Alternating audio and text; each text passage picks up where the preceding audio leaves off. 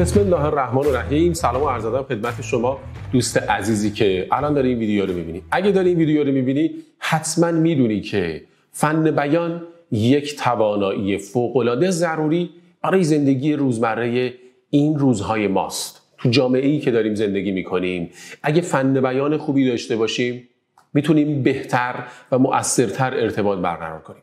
اگه فن بیان خوبی داشته باشیم میتونیم بهتر درس بخونیم. توی دانشگاه میتونی سوالاتو مطرح کنی، در نتیجه جواب خوبی بگیری از استادت. اگه درس خوندی، اگه گزارشی آماده کردی، اگه تحقیقی آماده کردی، خیلی بهتر میتونی توی دانشگاه اون رو ارائه کنی.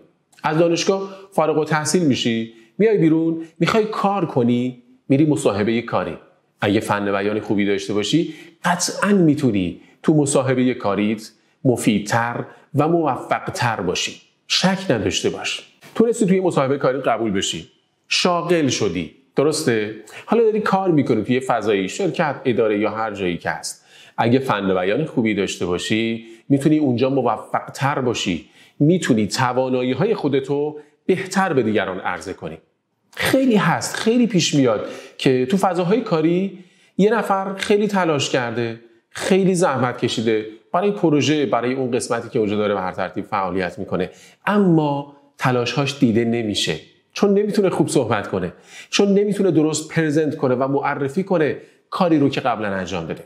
و برعکس نگاه میکنید یه نفر که هیچ زحمتی نکشیده از راه میرسه و چون خوب صحبت میکنه و خوب ارائه میکنه همه زحمات رو به نام خودش میزنه. اینطوری تلاش‌های ما بیهوده میشه، اینطوری ما ناامید میشیم، کم انگیزه میشیم. پس فن بیان تو محل کار هم خیلی لازم و ضروریه. اصلا فرض کنید شما کار نمیخواید بکنید، یک خانم خانه‌دار هستید. اگه فن بیان خوبی داشته باشید بهتر میتونید با خانواده‌تون تعامل کنید، بهتر میتونید با فامیل صحبت کنید، بهتر میتونید با فرزندتون حرف بزنید. میدونستید که بهترین روش تربیتی فرزندان رفتار خود ماست؟ وقتی من و شما فن بیان خوبی داشته باشیم فرزندان ما هم بیان خوب و شیرینی خواهند داشت. این از واضحاته. وقتی فن بیان خوبی داشته باشید با همسرتون بهتر میتونید صحبت کنید. جلوی خیلی از سوء تفاهمات با همون فن بیان شما گرفته میشه. یکی از دوستان من بارها گفتم توی دادگاه خانواده مشغول به کاره و بخش زیادی از پرونده هایی که اونجا تشکیل میشه و متاسفانه به طلاق ختم میشه به دلیل سوء تفاهماتی هست که زن و شوهرها، مرد و زن توی روزمرهشون اتفاق میفته براشون، چون نمیتونن خوب با هم صحبت کنن و یه جاهایی اصلا صحبت نمیکنن چون بیانشون ضعیفه. حرف نمیزنن و این تبدیل به یک چالش و مشکل بزرگ میشه براشون و متاسفانه ببینیم که خیلی هاشون زندگی هاشون از هم میپاشه. یک توانایی ساده اما مهم و ضروری به نام فن بیان. پس تا اینجا متوجه شدیم که باید حتما روش کار کنیم و اونو تقویت کنیم. تا آخر این آموزش همراه من باشید، تا آخر این مینی دوره در واقع آموزشی همراه من باشید. چند تا تکنیک و تمرین فوق‌العاده میخوام بهتون بگم که تک تکش میتونه به تنهایی یه وقتهایی فن بیان شما رو تقویت کنه. یکی از مهمترین بخش‌های فن بیان ما داشتن صدای رسا و خوشاهنگه.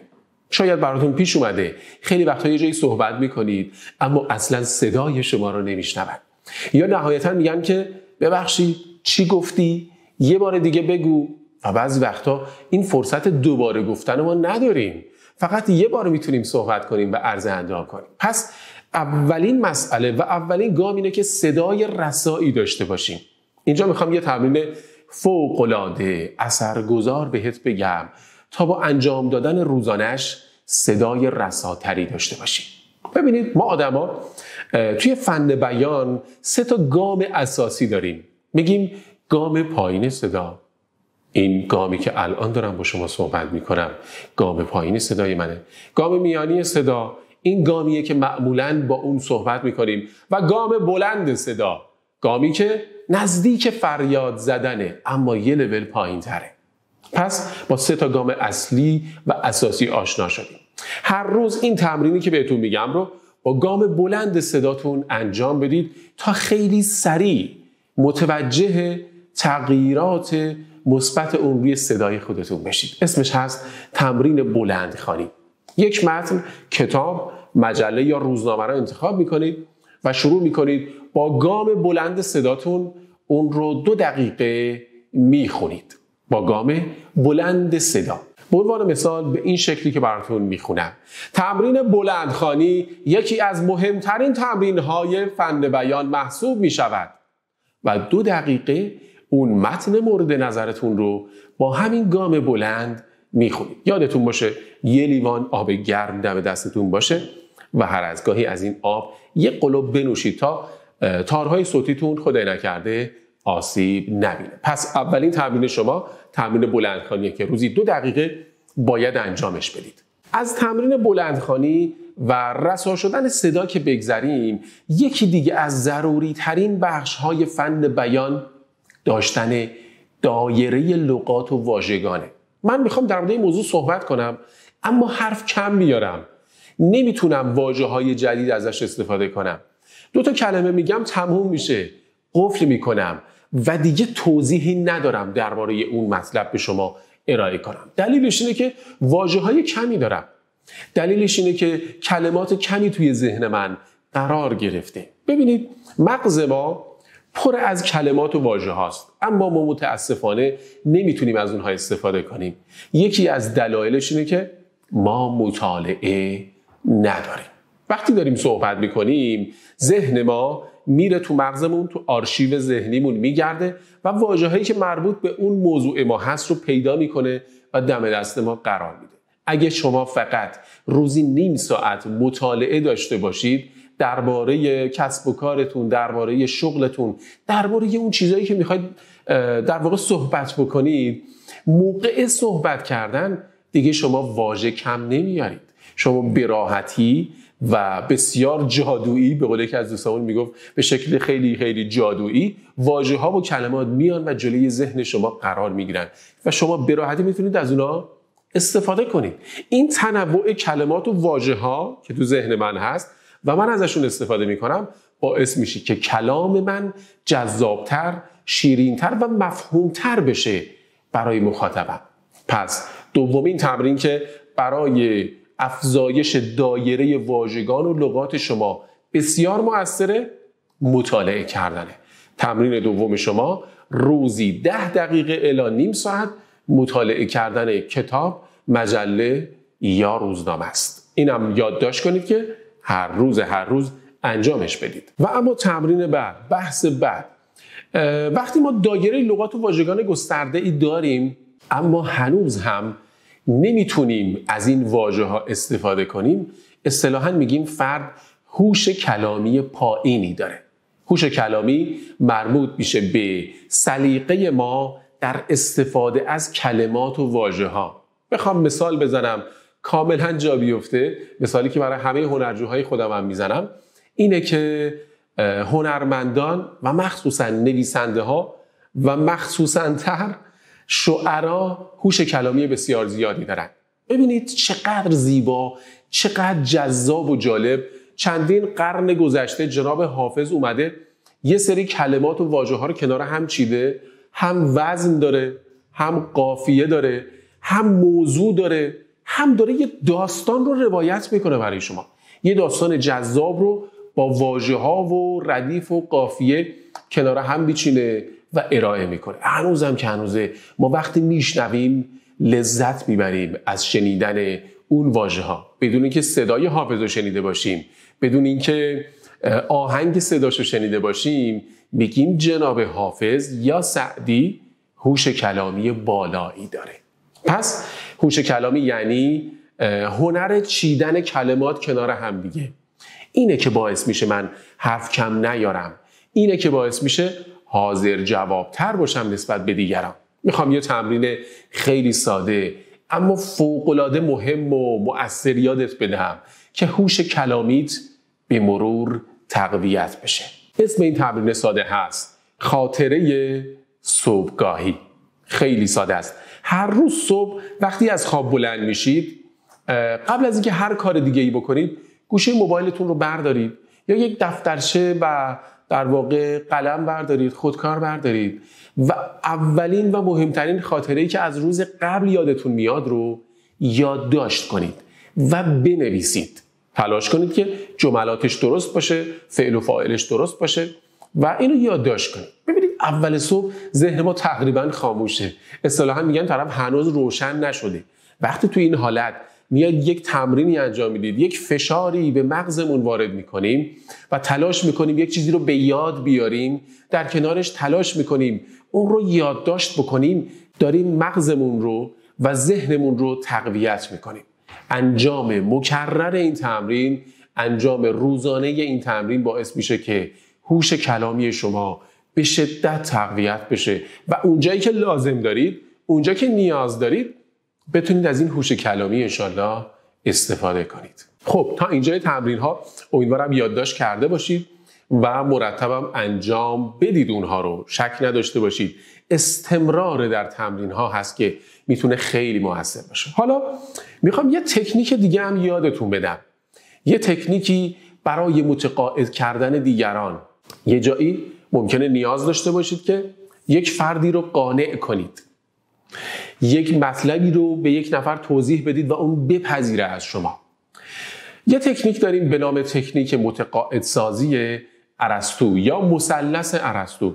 از 3 تا ضلع تشکیل شده. جناب ارسطو میگه اگه میخوای یه نفر رو قانع کنی که یه کاری رو انجام بده و مثلا این گوشی موبایل رو از شما بخره، کافیه که از این اضلاع مثلث استفاده کنید. چطوری؟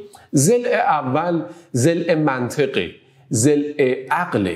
کافیه دلایل منطقی برای استفاده از این موبایل بیاری و مثلا به مشتری بگید که این موبایل جزو با کیفیت ترین برندهای سامسونگ یا اپل، کیفیتش بالاست، اصل جنس اصل محسوب میشه. ببین دلایل منطقی داری میاری. میگی دوربینش مثلا اینقدر مگاپیکسله، میگی رم و حافظش اینقدره و این مناسب شماست. اینها دلایل عقلی محسوب میشه. تو مرحله دوم ارسطو میگه بیا و از ضلع احساس استفاده کن. طرفت رو احساساتی کن، با احساسش بازی کن. مثلا میگی که این موبایل برازنده شماست. شما با شخصیتتون، با جایگاهتون باید از همچین برندی استفاده کنید. برند اپل مناسب جایگاه اقتصادی توه. به تیپ و قیافت هم میخوره. این دستت باشه خوش تیپ‌تر میشی، بقیه بیشتر جذبت میشن. در واقع داری با احساسش بازی میکنی، ازش تعریف میکنی و این یک بازی احساسی محسوب میشه. ارسطو میگه که حالا بیا از ضلع آخر مثلث من استفاده کن و تیر آخر رو بزن. تیر آخر مثالهای اجتماعیه. ارسطو میگه حالا براش مثال بزن از کسان دیگه‌ای که این کارو کردن و راضی بودن و موفق بودن. میای میگی که کریس رونالدو هم از همین گوشی استفاده میکنه، فلان شخصیت هم از همین مدل موبایل داره و وقتی این مثالا رو میزنی ناخودآگاه اون فرد میگه که منم میخوام شبیه اونا باشم، اونا موفقن، پس منم با داشتن این موبایل میتونم موفق باشم. 3 ضلع مهم و اساسی ارسطو. این مثالی بود. حالا برای موبایل، شما برای لباس میتونید این کارو بکنید. من اومدم از شما خرید بکنم، میگی که آقای رجایی این پیراهن جنسش نخه، الان هوا گرمه و بسیار بسیار مناسب شماست. این پیراهن آهار خوبی داره، این پیراهن چروک نمیشه وقتی که میپوشیدش یا میشوریدش، حالت خوبی داره. دلایل منطقی آوردید برای در واقع اثبات این پیراهن. بعد میایید با احساسات من بازی میکنید، میگید که آقای رجایی این برازنده شماست، اصلا انگاری به تن شما دوختن، این رو از تن مانکن در آوردم و برای شما آوردم، خیلی خوش‌تیپ‌تر شدی از قبل و همه مثلا جذبت میشن. داری با احساسات مخاطبت بازی میکنی. ضلع آخر مثالای اجتماعی چی میگه؟ آقای دکتر فلان هم از همین پیراهن میپوشه، دیدید فلان بازیگرم همین پیراهن رو داره، یا همون کریس رونالدویی که مثال زدیم اونم همین مدل پیراهن میپوشه. مثال هایی میزنی که اون فرد دوستش داره. اگه از کریس بدش میاد مثالش رو نزن، برو سراغ یک کس دیگه‌ای که میدونی بهش علاقه‌منده. استفاده از این 3 تا ضلع مثلث میتونه کمکت کنه که دیگران رو متقاعد کنی. تا اینجای آموزش با من همراه بودی، دیدی اگه این توانایی ها رو داشته باشی، صدای رسا داشته باشی، هوش کلامی خوبی داشته باشی و از تکنیک های مختلف فن بیان هم آگاهی داشته باشی و بلد باشی، چقدر میتونی بهتر و موفقتر هر جایی که هستی عمل بکنی. محیط کارت، محیط زندگیت، کسب و کارت، اگه داری میفروشی، اگه فروشنده ای، اگه میخوای یک رابطه احساسی خوب داشته باشی، به این میگن هنر فن بیان. یه چکیده خیلی کوتاهی بود از دوره آموزش جامعه فن بیان و سخنوری که توی 10-15 جلسه و با مثالهای خیلی زیادتر، با تمرینهای خیلی بیشتر اونجا بهت همه اینها رو توضیح دادم. علاوه بر این، دوره آموزش جامعه فن بیان و سخنوری پشتیبانی شخصی خودم رو هم داره. اگه اون رو تهیه بکنی میتونی هر روز تمرینات رو توی پشتیبانی برای من ارسال کنی. من صداتو میشنوم، تحلیل و آنالیز میکنم و هر روز اگه نیاز باشه راهنماییت میکنم. و قطعا تو میتونی، چون دیگران هم تونستن، خیلی ها که واقعا اعتماد به نفس پایینی داشتن، بیان ضعیفی داشتن، با این دوره آموزشی تونستن که بیان زیباتری داشته باشن، بیان مؤثرتری داشته باشن. اگه اونا تونستن، تو هم قطعاً میتونی موفق باشی. پس تعلل نکن. برای بهتر شدن خودت، برای موفقیت خودت، برای داشتن حال خوب توی زندگی، همین الان یه تصمیم بگیر و انتخاب کن و همین الان اقدام کن برای ثبت نام کردن. به ادمین پیام بده تا راهنمایی کنه که آیا تخفیف داریم یا نداریم و بهترین زمان رو بهت معرفی کنه که بتونی ثبت نام خودت رو نهایی کنی. ان شاءالله هر جا که هستی دلت خوش باشه، لبت خندون باشه. خیلی مخلصم. یا علی مدد.